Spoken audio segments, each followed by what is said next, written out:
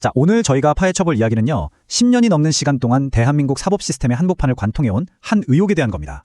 일부 자료들은 이 모든 사건들이 사실은 하나의 거대한 정치적 기획수사였다고 주장하고 있는데요. 오늘 그 복잡하게 얽히고 설킨 실타래를 한번 차근차근 풀어보겠습니다. 오늘 우리가 살펴볼 모든 사건들의 본질은 결국 이 하나의 질문으로 모아집니다.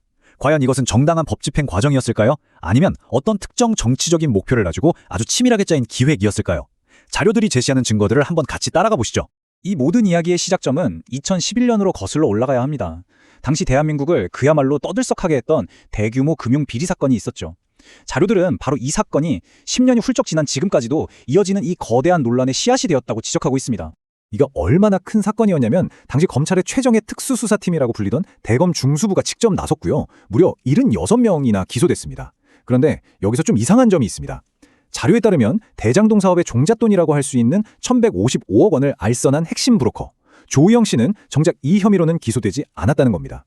이게 과연 단순한 우연이었을까요? 보시는 것처럼 이 사건을 두고 해석이 정말 극과 극으로 갈립니다. 한쪽에서는 검찰이 의도적으로 핵심 인물을 수사해서 빼줬다. 이게 바로 봐주디 수사다. 이런 의혹을 제기하는 거고요. 다른 한쪽에서는 아니다. 대장동 대출 자체는 합법이었기 때문에 별개의 로비 혐의에만 집중해서 수사한 것뿐이다. 이렇게 반론이 맞서고 있죠. 과연 진실은 뭘까요? 부산저축은행 수사가 남긴 이 의문점. 이게 몇 년 뒤에 정말 예상치도 못한 곳에서 실마리가 툭 튀어나옵니다.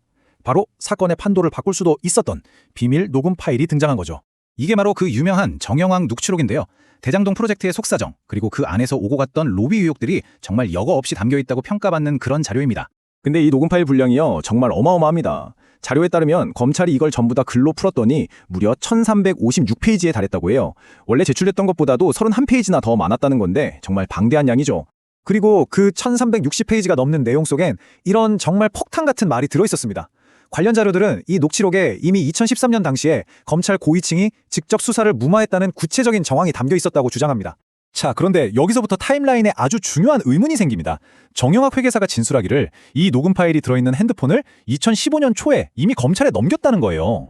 바로 이 지점입니다. 자료들이 제기하는 핵심 의혹이요. 아니, 검찰 고위 간부 이름까지 나오면서 수사를 막았다는 정황이 담긴 증거를 2015년에 손에 쥐고 있었는데 왜 몇 년 동안 수사가 전혀 진행되지 않았냐는 거죠.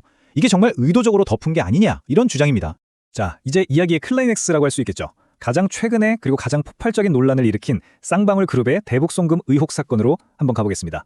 자, 800만 달러. 이 돈의 성격을 두고 양쪽 주장이 완전히 평행선을 달립니다.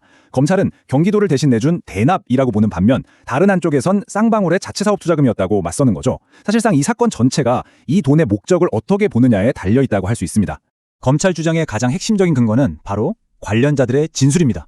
그런데 일부 자료들은 이 진술이 그냥 나온 게 아니라는 아주 충격적인 의혹을 제기해요. 회유와 압박, 심지어는 어떤 뒷거래를 통해서 만들어진 진술이라는 거죠. 그리고 그 주장을 뒷받침하는 증거로 제시된 게 바로 이 녹취록입니다. 담당 검사와 변호인 사이의 통화로 알려져 있는데 마치 검찰이 원하는 스토리에 맞춰서 진술을 유도하려는 듯한 뉘앙스가 담겨 있어서 논란의 불을 지폈죠. 바로 이 부분입니다. 진실을 찾아낸 게 아니라 어떤 목적을 가지고 진술을 만들어냈다는 의혹의 핵심이 바로 이런 주장에서 나오는 거죠. 이게 진술뿐만이 아닙니다. 자료들은 검찰 주장과 정면으로 부딪히는 것처럼 보이는 여러 객관적인 증거들도 함께 제시하고 있어요. 예를 들면 국정원 내부 보고서에는 이 돈의 목적이 주가 조작이라고 되어 있다는 주장이 있고요. 심지어 돈을 받았다는 북주역 인물은 그 시간에 아예 다른 곳에 있었다는 알리바이까지 제기되는 상황입니다. 자, 이제 지금까지 살펴본 이 세 가지 주요 사건들을 한번 쭉 연결해 보겠습니다. 이렇게 놓고 보면 자료들은 지난 10년에 걸친 하나의 거대한 그림을 그리고 있습니다. 2011년 의혹의 봐주기 수사에서 시작해서 2015년엔 수사를 덮었다는 정황이 담긴 결정적인 증거, 이 녹취록이 묵살됐다는 의혹으로 이어지고요. 그리고 마침내 2023년 객관적인 물증과도 맞지 않는 진술들을 근거로 기소가 이루어집니다. 자료들은 이 10년간의 흐름이 단순한 우연이 아니라 처음부터 특정 대상을 겨냥한 아주 일관된 기획이었다고 주장하고 있는 겁니다. 오늘 저희가 이 질문에 대한 정답을 내리려는 건 아닙니다.